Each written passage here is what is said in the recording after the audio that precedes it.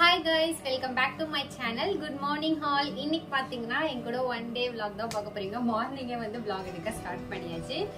So சிம்பிளா ஒரு நாள் நான் எப்படி என்னுடைய கேக் பிசினஸையும் நான் பார்த்துட்டு அதே சேம் டைம் வந்து நான் எப்படி எங்க வீட்டையும் எல்லாரும் நினைச்சுக்கலாம் கல்யாணம் ஆனவங்க தான் வீட்டை பாக்குறாங்க அப்படிலாம் கிடையாது.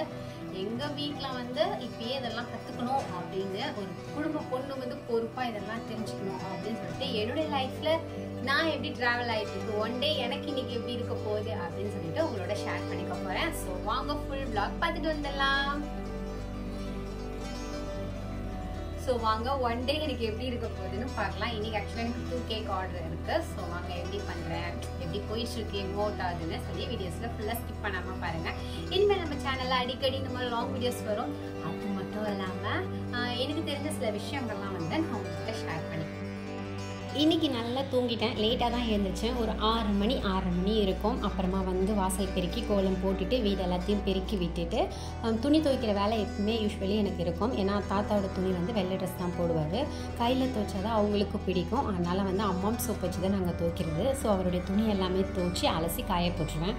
அப்போ தான் வந்து அவங்க கம்முன்னு இருப்பாங்க, இல்லைன்னா ஏதாச்சும் சொல்லிக்கிட்டே இருப்பாங்க. அந்த துணி வேலையும் ஒரு பெரிய வேலையாக இருக்கும். ஸோ அவங்க துணியெல்லாம் துவைச்சி முடிச்சுட்டு மேலே எங்கள் வீட்டுக்கு நான் வந்துடுவேன்.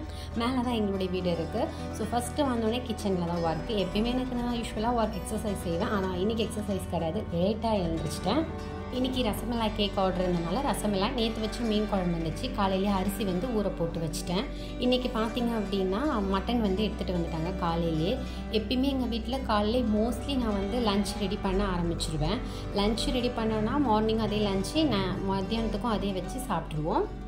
ஏன்னா காலையிலே இது சம்மர் டைம்னால ரொம்ப அனலாக இருக்கும். அதனால் ஃபஸ்ட்டு அரிசியை களைஞ்சி போட்டுட்டு இன்றைக்கி என்ன செய்ய சொல்லியிருக்காங்க அப்படின்னு பார்த்தா தலைக்கறி கிரேவி செய்ய சொல்லியிருந்தாங்க. எங்கள் ஐயாவுக்கு அவங்களுக்கு வந்து தனியாக அவர் கறி வாங்கிட்டு வந்திருந்தது. அவருக்கு தலைக்கறி வேண்டாம் அப்படின்னு சொல்லிட்டு ஸோ அவங்களுக்கு வந்து தனியாக வந்து மட்டன் கிரேவியும் எங்களுக்கு தலைக்கறி வந்து பெப்பர் கிரேவியும் வந்து ரெடி பண்ண போகிறேன். இதுக்குள்ளேயே 2 மூளை வந்து வாங்கிட்டு வந்திருந்தாங்க. மூளை தொக்கு வைக்கிறதுக்காக. சவுரொட்டி வந்து குழம்புல அவங்களுக்கு ஒன்று போட்டணும். எங்களுக்கு வந்து எங்கள் அம்மாவுக்கு வந்து கர்ப்பப்பையில் ஒரு ப்ராப்ளம் இருக்குது. ஸோ அதில் ரத்தம் வேறு அம்மாவுக்கு கம்மியாக இருக்கிறதுனால ஒரு நாள் விட்டு ஒரு நாள் சவுரொட்டி வந்து சுட்டு கொடுக்குறது உடம்புக்கு நல்லது. அதனால் அம்மாவுக்காக வந்து 2 சவுரொட்டி வந்து சுட்டுட்ருக்கேன். இதை கிரேவியாகவும் ரெடி பண்ணி கொடுக்கலாம். பட் எங்கள் அம்மாவுக்கு வந்து கிரேவி பிடிக்காது. அதனால் சுட்டு கொடுத்தா நல்லா சாப்பிடுவாங்க. ஸோ அம்மாவுக்காக பார்த்திங்கன்னா ஃபஸ்ட்டு 2 சவுரொட்டியை வந்து மார்னிங்கே வந்து சுட ஆரம்பிச்சிட்டேன். இதெல்லாம் நான் ரெடி பண்ண வரும்போது கரெக்டாக ஒரு 7 o'clock இருக்கும். இதுக்கு இடையில வந்து ட்ரை நட்ஸ் வந்து நான் எடுத்துக்குவேன். இன்றைக்கி ஜூஸாக நான் இன்றைக்கி ஊற போடாதனால அம்மாவுக்கு மட்டும் சவுரொட்டி கொடுத்துட்டு நான் ட்ரை நட்ஸை வந்து நார்மலாக எடுத்துக்கிட்டேன். மட்டன் கிரேவிக்கு வந்து வெங்காயத்தை நல்லா ப்ரௌன் கலர் ஆனோன்னா 2 ஸ்பூன் இஞ்சி பூண்டு விழுதும். இது கூடயே பார்த்திங்க அப்படின்னா மட்டன் மசாலா சேர்த்துக்கிட்டேன். வேறு எந்த மசாலாவும் இங்கே சேர்க்கல. மஞ்சள் தூள் கொஞ்சமாக உப்பு மட்டும் சேர்த்து ரெடி பண்ணிக்கிட்டேன். சீரகம் வந்து எங்கள் வீட்டில் கொஞ்சம் நல்ல செரிமானம் ஆகும்னு சொல்லுவாங்க. அதனால் சீரகம் சோம்பு அரைச்சிட்டு சேர்த்து நல்லா லைட்டாக ஒரு எண்ணெயில் வதக்கிட்டு கொஞ்சம் கூட தண்ணி விட்டு வதக்கி விட்டுட்டேன். இன்றைக்கி எந்த ஃப்ரெஷ்ஷான மசாலாவும் வந்து நான் ரெடி பண்ணி சேர்க்கல. ஏன்னா மார்னிங்கே கொஞ்சம் ஸ்குயிக்காக ரெடி பண்ணோம். வெனஸ்டே அப்படின்னா காலையிலேயே வந்து சீக்கிரமாக அம்மாவை எல்லாமே வந்து கிளம்பிடுவாங்க. ஒரு 8 மணிக்கெலாம் பிரேக்ஃபாஸ்ட்டு ரெடியாக இருக்கணும்.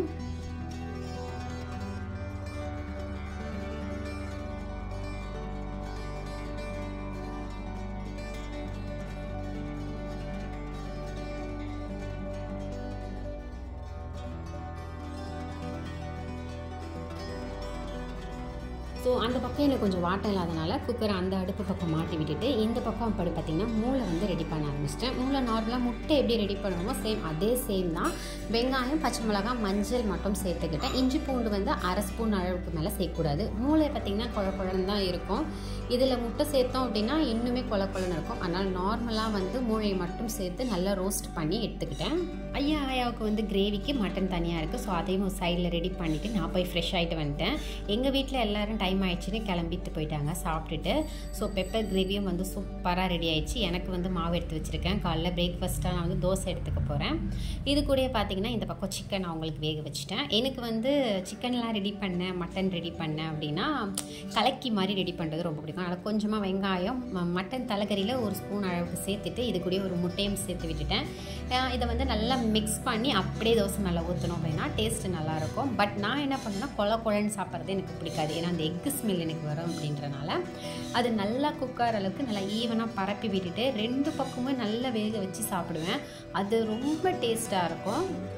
இதோட ஹைலைட் என்னன்னா அந்த சிக்கனை நல்லா பொடிசாக போகிறது, மட்டனை பொடிசாக போட்டு சாப்பிட்டோன்னா இன்னுமே அடித்தூளாக இருக்கும். பட் எனக்கு டைம் இல்லை, அதனால் நான் இப்படியே ரெடி பண்ணி எடுத்துக்கிட்டேன். ஆல்மோஸ்ட் என் ஒர்க்லாம் முடிச்சு 9 to 9:30க்குள்ளே என்னுடைய பிரேக்ஃபாஸ்ட்டை நான் எடுத்துக்குவேன். ஸோ பிரேக்ஃபாஸ்ட்டு வந்து ரெடி பண்ணிவிட்டு இப்போ நான் சாப்பிட ஆரம்பிச்சிட்டேன். எங்கள் வீட்டில் எல்லாமே சாப்பிட்டுட்டு கிளம்பிட்டாங்க. இந்த பக்கம் துணி கிடக்குது. ஸோ அடுத்து அதை மடிக்க வேண்டியதான்.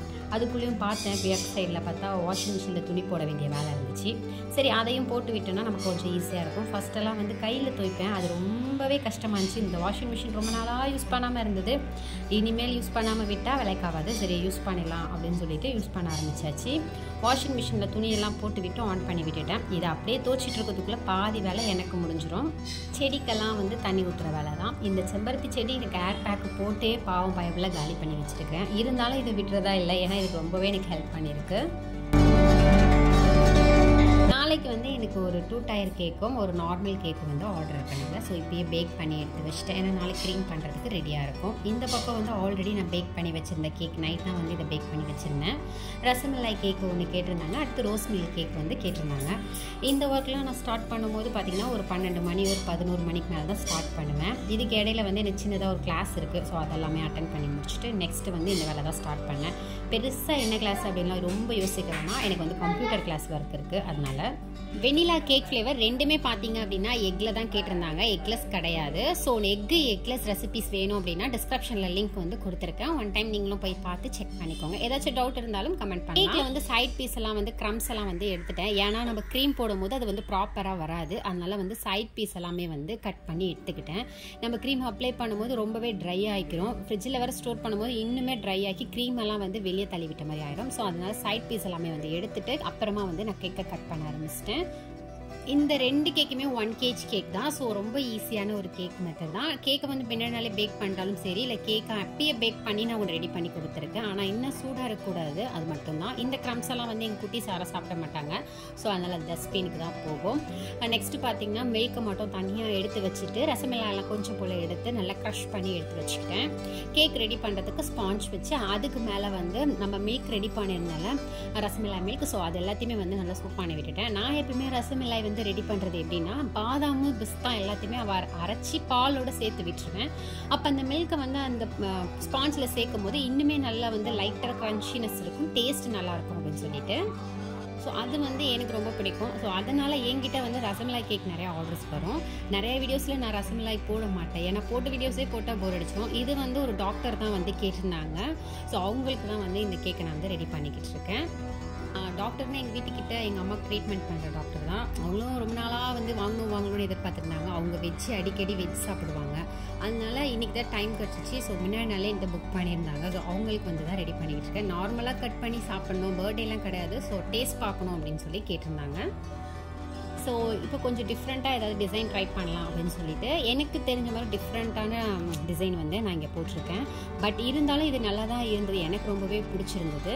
எனக்கு வந்து ஒரு மாஸ்டர் வந்து சொல்லிக் கொடுத்தாரு. ரீசெண்ட் டைமில் எனக்கு ஃப்ரெண்டாக இருந்தப்ப ஒரு அண்ணா வந்து எனக்கு சொல்லிக் கொடுத்தாரு. கேக்குக்கு வந்து க்ரம் பண்ணும்போது க்ரீம் போடும்போது போர்டில் வச்சு பண்ணி முடிச்சுட்டு அப்புறமா கேக்குடைய பிளேட் மாற்றிக்கும் அந்த போர்டுக்கு தான். அப்போ தான் வந்து கேக் நீட்டாகவும் இருக்கும், அந்த இடமும் வந்து நீட்டாக இருக்கும் அப்படின்னு சொல்லி கொடுத்தாங்க.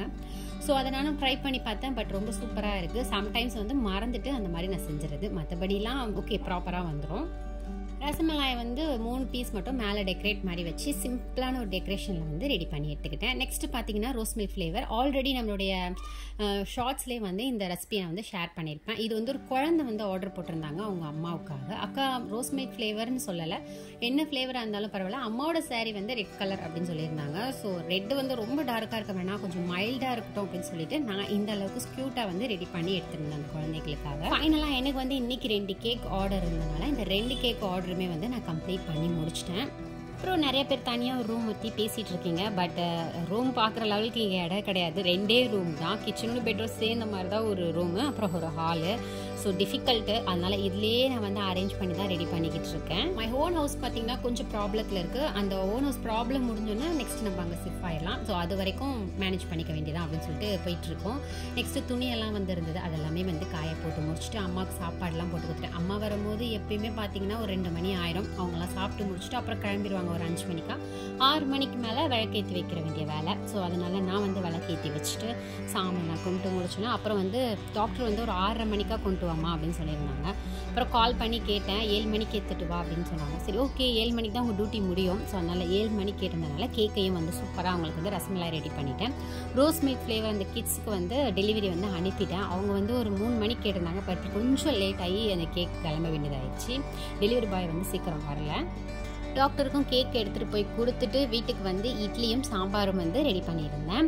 நைட் பிரேக்ஃபாஸ்ட்டாக நான் வந்து இட்லி வித் சாம்பார் வச்சு சாப்பிட்டு முடிச்சாச்சு. வெளியே ட்ராவல்லாம் இல்லை, அடிக்கடி ட்ராவல் இருக்காது. எப்பயாச்சும் வந்து என் தம்பி கூப்பிட்டு போவான், எங்கேயாச்சும் போகணும் வா அப்படின்னு கூப்பிட்டா போவோம். இல்லைனா வீட்டில் தான் மோஸ்ட்லி வந்து டைம் ஸ்பெண்ட் பண்ணுவோம், இல்லை ஃபோனை நோண்டுவோம். டுடே மை பிஸி vlog பார்த்த எல்லாருக்குமே ரொம்ப ரொம்ப நன்றி. ஸோ இவ்வளோ நேரம் பொறுமையாக பார்த்ததுக்காக. ஸோ ஒன் டே vlog வந்து எப்பயுமே எனக்கு இப்படிதான் ஒரு ரொட்டீன் வந்து இருக்கும். ஸோ இந்த வீடியோ உங்களுக்கு பிடிச்சிருந்தா ஜஸ்ட் ஒரு லைக் பண்ணிக்கோங்க, சப்ஸ்கிரைப் பண்ணிக்கோங்க. நெக்ஸ்ட் ஒரு இன்ட்ரெஸ்டிங்கான vlogல பார்க்கலாம். அப்புறம் கேக் ஏதாச்சும் டவுட், இந்த மாதிரி வீடியோஸ் மேக் பண்ணி போடுங்க அப்படின்னு உங்களுக்கு தேவைப்பட்டா கமெண்ட் பண்ணுங்க. கண்டிப்பா உங்களுக்காக நான் வீடியோ போறேன். ஸோ நெக்ஸ்ட் ஒரு வீடியோல பார்க்குறேன். டாடா பாய். நான் தூங்க போறேன். Good night.